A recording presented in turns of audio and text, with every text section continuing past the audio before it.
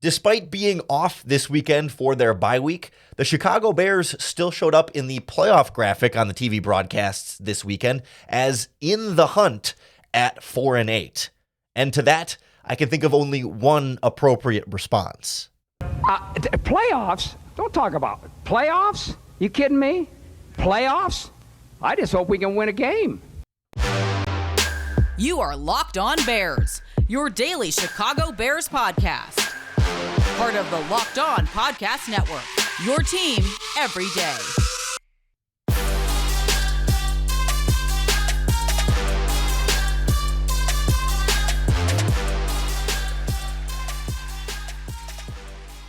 This is Locked On Bears, and I'm your host, Lauren Cox.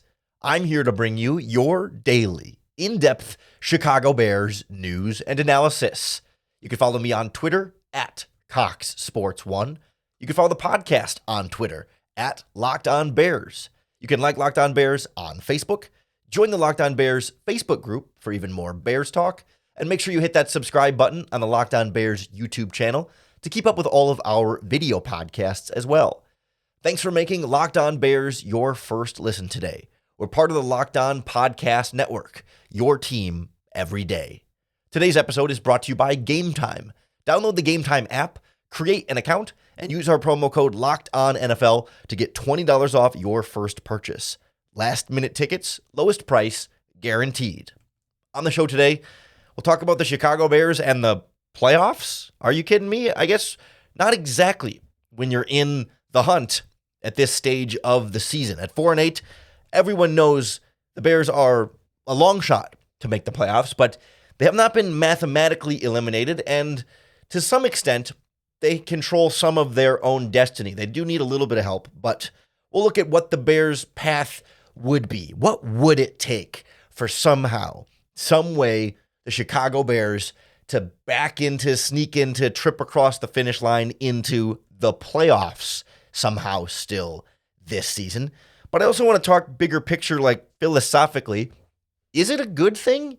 Do we want the Bears to make the playoffs this year? Like, in general, sure, you're rooting for the team to win and have success and make the playoffs, but is it in the best long-term interest of this team to make the playoffs this year? Or would they be better off missing the playoffs with the idea that it will lead to the changes that will be better for the team long-term and help them achieve a longer-term success as opposed to the immediate short-term success of making the playoffs that would perhaps instill a little bit more continuity for the future of this franchise that may limit their ceiling in that way? But I also want to kind of go through what kind of help the Bears will need from other teams when it comes to making this playoffs, because they can't quite do it on their own. They're going to need some teams to lose, and maybe lose in some ways that we might not fully expect. But clearly, on the front end, when the Bears come into this at 4-8, right? The graphic was up during, I think it was technically Fox's graphic that was kind of going around of the NFC playoff picture, where the Bears are in the hunt at 4-8, along with, they put the Commanders in the hunt at 4-9, the Giants in the hunt at 4-8, the Buccaneers in the hunt at 4-7 at the time that the graphic was up there, the Saints in the hunt at 5-7 at the time of the graphic, the Rams 5-6, the Packers, this graphic was before Sunday Night Football, had them all at 5-6 in the hunt right now. So a lot of teams in the hunt, obviously none of them playoff teams right now, and the Bears in that mix and towards the bottom of that mix. But when you're sitting at 4-8 after 12 games and now 13 weeks of the season, first and foremost, the Chicago Bears, if they're somehow, some way going to make the playoffs this season, they have to win out. They have to win every single one of their remaining football games. 5 games left: Lions, at Browns, home against the Cardinals, home against the Falcons, at Green Bay Packers. You have to win those 5 games and go 9-8 to make the playoffs as an above 500 team. In this 17-game iteration of the NFL, we have not seen a wild card team make the playoffs below 500. I believe we've seen 9-8 wild card teams. We've not seen 8-9 wild card teams. The exception here is that the Bears technically could make the playoffs at 8-9 if they won the division at 8-9, at below 500. And technically, when you look at the standings in the NFC North and the in the hunt playoff graphic, the Lions in first place are 9-3. And so even then, the Lions would have to lose out, and they would still be 9-8. And the Chicago Bears, if they lost out, they would be, or if they still lost again, they'd be 8-9, and they would not be able to win the division with one loss. Like, you have to be able to win out for the Chicago Bears if you're going to make the playoffs, because the Lions have already won too many games. Like, we've seen teams below 500 sneak into the playoffs when they win a bad division below 500. Unfortunately for the Bears, that ship has sailed. You would have to win out, and then at that point, you would end up kind of tying the Detroit Lions at that point, because they would have to lose out, and that would include the Bears beating the Detroit Lions this upcoming week, which is certainly something that I think for all of us feels within reach, because the Bears almost beat the Detroit Lions just 2 weeks ago. And so in theory, it's a beatable game, a beatable team, a winnable game for the Bears to start that winning out the rest of the year. They'd have to be a 6-game winning streak, counting the last win against the Vikings, which the Bears have not won back-to-back games under Matty Eberflus, let alone 6 in a row. But at home against the Lions, feels like something that we might have some confidence going into, as like, yeah, the Bears were beating them for 3.5 quarters just 2 weeks ago. Repeat that same thing. You should probably be able to win that game if you had a second shot at it. Then they go on the road against the Cleveland Browns, who are down to their 4th-string quarterback now in Joe Flacco, but a Joe Flacco who came in this week because P.J. Walker's hurt and Dorian Thompson-Robinson was hurt, and of course, as we know, Deshaun Watson has been hurt from them, but Joe Flacco came in and had some nice moments, 23 of 44 for 250 yards, 2 touchdowns and a pick. Like, he was not bad for a guy who has fallen far from where he once was as a Super Bowl winning quarterback. Like, maybe he gives them a little bit of hope, but of course they also have a really good defense that you're going to have to contend with, and they're a well above 500 team that's also in the playoff mix in the AFC, so that's not going to be a walk in the park for the Bears whatsoever. Then you're at home against the Arizona Cardinals, who are at the bottom of the league. You should be able to win that game.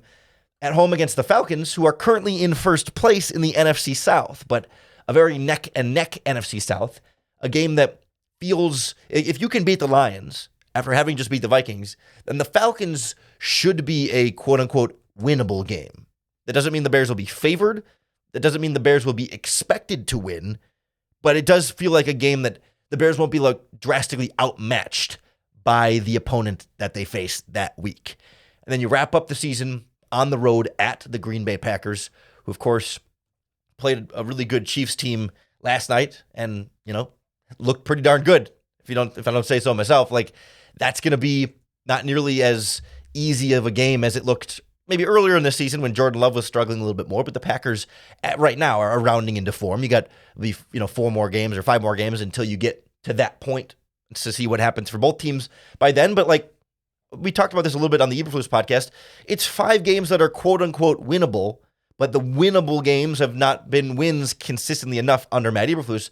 But it is a path there to get to 9-8 above 500 and in the conversation there for the 7th playoff spot, or I guess in some long shot, the Lions lose out and you could tie and somehow win the NFC North straight out. But there is a path, some sort of path still for the Chicago Bears to the playoffs if they win out.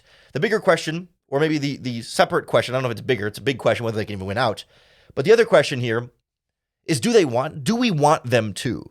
Like, is that really, it's the most exciting thing for right now, but is that in the long-term best interest of the Chicago Bears to win out this season and come back with this whole crew and run it back again next year? Or would they be better off, big picture, not making the playoffs and making some changes to the team as a result? We'll kind of look at those conflicting dynamics next on Locked On Bears. The Locked On Bears podcast is brought to you by our friends at BetterHelp. BetterHelp is here to help you with online therapy, help you be your best self and get your brain to its best self. Like, especially this time of season with the holidays, like, as much as it's an exciting time that many people enjoy and brings people closer together and all that stuff, the holidays can also be really difficult for a lot of people. It can be extremely stressful to try and plan all the different holiday stuff and, Christmas presents and buying stuff or whatever holiday you celebrate, I suppose, and financially challenging time of year. Plus, if you have other issues in your relationships with your family and stuff, it can be challenging in that way. And it could just be a lonely, isolating time for people that don't have those kind of relationships. And so if this time of year is difficult for you, or if just general like seasonal affective disorder, the winter is a little more difficult for you, or even if you're just not feeling your best, BetterHelp is here to help. I love doing online therapy, just like what they provide with BetterHelp. It's a really important part of my own mental health regimen. So if you've been thinking about starting therapy, give BetterHelp a try. It's entirely online. It's convenient, flexible, and suited to your schedule. In the season of giving, give yourself what you need with BetterHelp. Visit betterhelp.com/lockedon to get 10% off your first month. That's BetterHelp, HELP.com/lockedon. It's sort of this question of the Chicago Bears make the playoffs. We were so busy focusing on whether we could do it that we didn't stop to ask, should we do it? Is that a Jurassic Park reference? I actually don't remember what movie that's from. I think that's a Jurassic Park thing. I've only seen Jurassic Park once, and it was a lot more recently than I'd care to admit. But that's kind of what I come down to with this playoff. Is like, okay, we can focus a lot on, could we do it? Can we do it? Could we see this team go to the playoffs? Can we find a scenario for them to make the postseason? But I think it's also important to ask, like, should we do it? Do we want this team to go to the playoffs? Like, on the surface level, like in a vacuum, yes, right? Like that was the goal at the beginning of the season, right? Was to work your way towards the playoffs and show growth and progress and maybe sneak in. And no one was expecting a Super Bowl run or anything from this team, but the idea was that Fields would play better, younger players would elevate, and the new additions that Poles brought in would get this team to be a much better team than the previous year and start to be closer to a contender. Then not just the first 0-4 start, but the entirety of the season up to this point has been a disappointment. I don't know that winning 2 of their last 3 games has undisappointed. The season has undisappointed. The season has excused or cured the ail of a team that started this season much, much worse. Right, that started 1-5, 2-7. Right, this is not all of a sudden better because they go from 2-7 to 4-8. And so, if the Bears were to win out and make the playoffs somehow, some way, then presumably you're not going to fire Matty Eberflus after he makes the playoffs. Of course not. You're not going to fire a playoff-making coach. Then you're not going to fire Luke Getsy, because if you're making the playoffs and you're winning out, then that means Justin Fields and the offense were playing well, scoring enough points to stay ahead in every game and win those games. And Matty Eberflus's defense playing very well and holding opponents down, generating turnovers, shutting down the opposing running game. And so then if all those things are going well, then you're going to retain Getsy as the offensive coordinator, and essentially your entire staff. I guess you still need to find a new defensive coordinator because you don't have one of those. And I don't know if they'd want to find a new running backs coach to replace the one they lost, or if they'll just keep rolling with the guy who's in the interim spot right now. But regardless, you would be bringing it back with the same crew. And then, of course, that ensures Justin Fields comes back. Presumably, you're not going to switch quarterbacks after you make the playoffs when you won out your final 6 games of the season. Like, all the momentum is, let's bring everybody back and do it again next year. And I just struggle a little bit to feel like if Matty Eberflus and the Bears win the final 6 games of the season, does that give you the confidence that, yep, they figured it out, that they're no longer a bad coaching staff, they're no longer going to hold this team back, and that these are the guys, this is the coaching staff, this is the setup right now that is going to take the Bears from where they are now to a playoff team to a Super Bowl contender? Because that's ultimately the goal, right? The goal is to not go 9-8 every year and make the playoffs. The goal is to make the playoffs, yes, but also win the NFC North and compete for Super Bowls. Ryan Poles has made that very clear from the moment he took over. The organization has tried to make that clear. Like the expectation or the goal maybe is Super Bowls eventually, is to get there. And if it takes a miraculous 6-game winning streak at the end of the season to barely sneak into the playoffs, is that the evidence that says, yeah, these guys got it? These are the guys that are going to lead this team to the Super Bowl. Because on the one hand, you could make the argument like, okay, they needed a year and a half to figure it out. And, really the first season doesn't count anyway because they were pretty well tanking and the roster was gutted. But then 2023 here, this season, yeah, they needed half the season to kind of figure out the new players in there, the new weapons for Fields and new defensive pieces in there. And that, halfway-ish through the season, Justin Fields gets hurt, but when Fields gets back, then all of a sudden you've got all the pieces together and everything's playing together. So in theory, then you should be able to pick that back up where you started next season. I guess that would be the argument on paper. But to me, I don't know if those 6 games outweigh all of the significant concerns and red flags we've seen from this coaching staff prior to this final stretch of the season, in terms of your defensive coordinator leaving mysteriously and your running backs coach leaving mysteriously, and public comments about Tyson Bagent and Justin Fields and that whole thing, and the way that they talk and don't really have a lot of accountability, and the way that they haven't, it has taken them so long to find a fit for Justin Fields and to really mold the offense around him and run an offense effectively around him. Even then, that has flaws, right? They've won these games by scoring less than 20 points in their last 2 wins each. It's not like the offense is thriving at this point. The defense is playing a lot better, but still, like, this team, even as it is now, not thriving, and they've not figured everything out, right? It's not like they fixed everything and it's good to go. They've found a way to do just enough to win a couple of games here. And obviously, to win 5 more, to win out to make the playoffs, you have to find a way to win, to do it a lot more times, and maybe that starts to build some sort of real confidence in this coaching staff, but it's just hard to envision exactly what that looks like, where all of a sudden, maybe the bye week is what really turns it for them. It clicks, and they figured it out, I guess, but it seems unlikely that they would show you so much in this 5-game stretch to say, yeah, these guys have figured out their weaknesses, solved their problems, and they're for sure the guys that are going to take this team to bigger and better things. It would be a fun story for this season and would be exciting. It would be more exciting than watching them lose.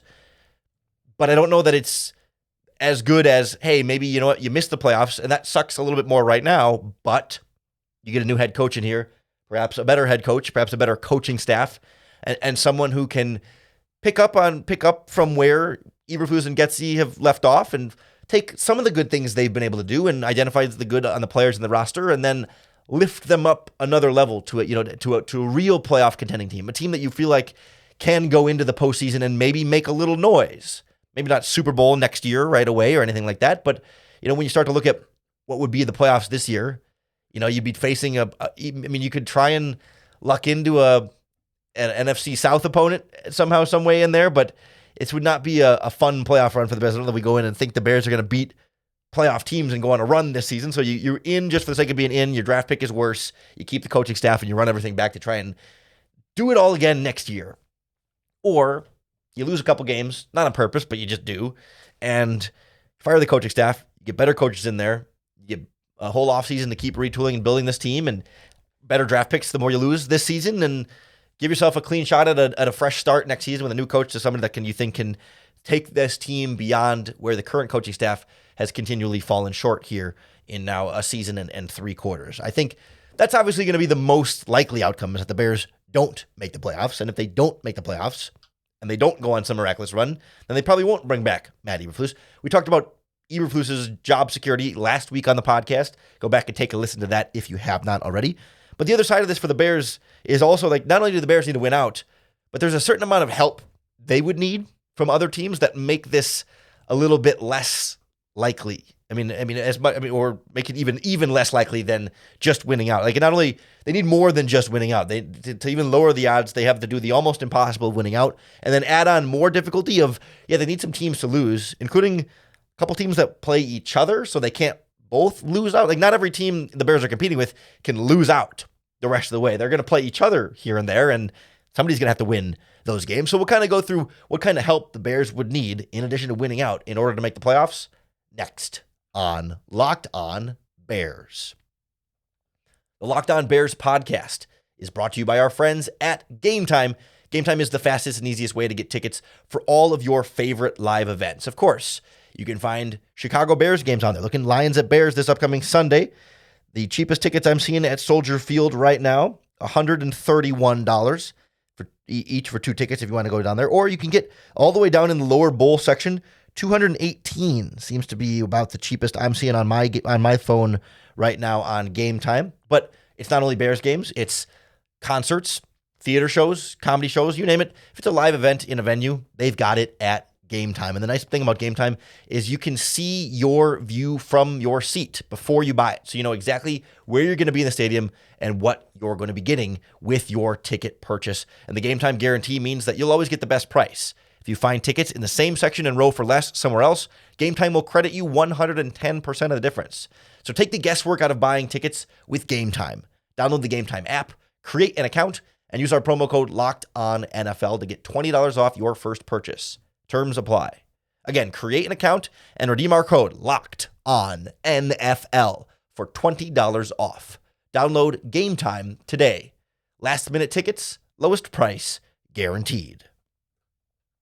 Even if the Chicago Bears win out the rest of this season, there is no guarantee that they will still make the playoffs. They're going to need some amount of help from some teams. And it starts in the NFC North with the two teams ahead of them on the on the rankings there that are also both competing for playoff spots, wildcard spots, or competing with the Lions for the division lead, I suppose there. But the Vikings and the Packers. The Vikings, obviously things looked a little rough with Josh Dobbs, so against the Bears, they lost for a reason there. I mean, that's not trending well for them. But they do have a fairly easy schedule for the next couple of games, but they still have to play the Lions twice and the Packers in between are the last 3 games of the season. Before then, it's the Raiders and then the Bengals without Joe Burrow. So they could win their next couple of games to get themselves to 8 wins. And then Lions, Packers, Lions. Depends on how you think those games will go. But if the Vikings can get to 9 wins, then it becomes tiebreakers with the Bears. So they only need to win 3 more games out of Raiders, Bengals, Lions, Packers, Lions. I think 2 of those are very winnable.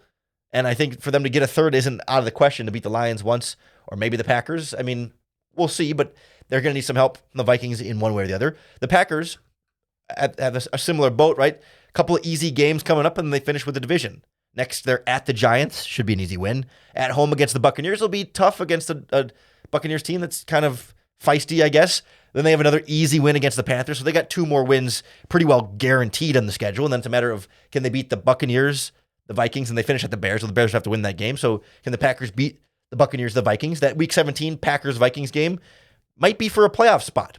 Winner gets in, loser misses the playoffs. That's one where both teams on the Bears' schedule can't both lose, or both teams that the Bears need to lose can't both lose at the same time. The same thing happens for 2 other teams on that in the hunt graphic. The Los Angeles Rams and the New Orleans Saints. Both teams play each other in Week 16 in New Orleans. And it's this tough situation where the Rams are sitting at 6-6 like the Packers and the Vikings, and they got a couple tough games at the Ravens, and they finish the season at the 49ers, but in between it's Commanders, Saints, Giants.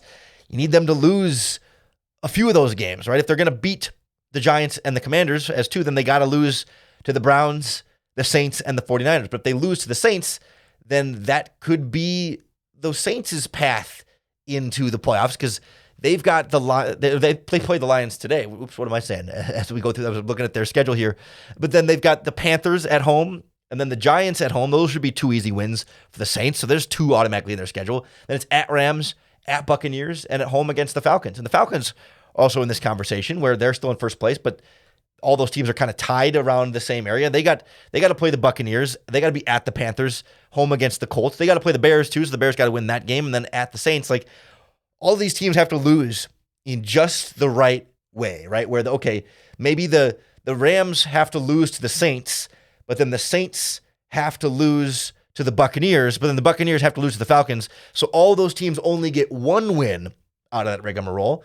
But then, like, the Packers have to beat the Buccaneers, but the Packers have to lose to the Buccaneers, but the Buccaneers can't get too many wins from beating the Packers and beating the Falcons, and they also play the Saints in there, so they can't. I mean, you need the Buccaneers to beat the Falcons and the Packers and the Saints to help the Bears, but you can't have the Buccaneers win too many games and get back in the playoff hunt more too, because they're also a little bit on the outside looking in and have an easy game coming up on their schedule. So it becomes a very complicated rigmarole of need these teams to lose. Don't forget the Seattle Seahawks are kind of the team we haven't mentioned yet as well at 6-6 at this stage of the process. Like, they've got some tough sledding going up against the 49ers, the Eagles in their next 2 games. Then Titans, Steelers, Cardinals will be some good tests for them, but they've lost 3 in a row already. We don't know exactly what to expect from the Seahawks, but they're going to be right in that playoff conversation with them too. So it's like there's a lot of moving parts. And I guess, the Giants and Commanders are also on that in the hunt graphic. I mean, I guess the Commanders would have to be able to win out and somehow everyone would have to lose out for them to make the playoffs as a wild card team, I guess. And that's a real I guess that's not really realistic. The Giants are in a similar boat as the Bears at 4-8, but with Tommy DeVito, I'm not sure too many teams are really believing in them right now. And technically the Cowboys are also a wild card team at 9-3 because the Eagles are 10-1. I think everyone pretty much expects the Cowboys are going to make the playoffs. Even if they lose out, they'd be 9-8 and probably still would make it, but that's not likely to happen at this stage of the process. So like the first 5 spots are more or less set. And the Bears need a lot of losses from the Vikings, Seahawks, Packers, Rams, Saints, Buccaneers. And a lot of those teams play each other. 4 of them are in, I guess, there's 2 sets of division rivals there between Rams, Seahawks, Packers, Vikings, Saints, Buccaneers. And so in those matchups, they can't both lose. And so for the Bears, you need to like have them lose all the other non-divisional games like that, and then have the divisional games go just right so that you maybe have to select one team that's going to be ahead of the Bears and let them win all their games, and the Bears have to be the 7th seed to come in after that. It's complicated. And that's all to say, like, the takeaway here is not to memorize the path of, okay, here's everything that needs to happen for the Bears to make the playoffs. The takeaway is way too much needs to happen for the Bears to make the playoffs, and it's ridiculous that they even show up in the hunt graphic on the football playoff broadcasts. Like, that's just the graphics on the broadcast. It's just, at the end of the day, like, that's why I started with the Jim Mora thing, right? Playoffs, you kidding me? Like, I'm just trying to win one more game. Like, that's what the Chicago Bears mindset should be too. Playoffs, you kidding me? Let's try and win one more game and then figure it out from there. Like, yes, they just won against the Vikings. Let's try and win 2 in a row for the first time before they try and win 6 in a row for the first time under Matt Eberflus. Like, one baby step at a time. We'll focus in a little bit more on the next baby step of the Detroit Lions coming up this week on the Locked On Bears podcast. So make sure you hit that subscribe button on YouTube or wherever you listen to podcasts. That's going to be the best way to keep up with all of our daily, in-depth Chicago Bears news and analysis. We're also going to have to talk at some point here about Jim Harbaugh, because that keeps circling around this Chicago Bears organization. And I want to kind of dive into what's going on with Michigan, how we really feel about the quote-unquote cheating scandal, what team has been successful even since that's been cracked down on, and what that then means for Jim Harbaugh, the prospects of him leaving Michigan to come to the Bears or another NFL team, and whether or not he's the right guy for the Bears. And the relationship with Kevin Warren is an interesting one in there, and Ryan Poles perhaps. Like, there's actually a lot to get into with the Harbaugh thing that's beyond just the surface level. Like, is he a good coach? Should we hire him for the Bears? Like, let's dive. We can dive into some of the intricacies of that coming up on tomorrow's podcast. Potentially Wednesday. We'll see what comes up as the week goes on. But I hope you'll keep tuning back in to get your daily Bears news and analysis. And of course, you're always going to be left with another opportunity to bear down.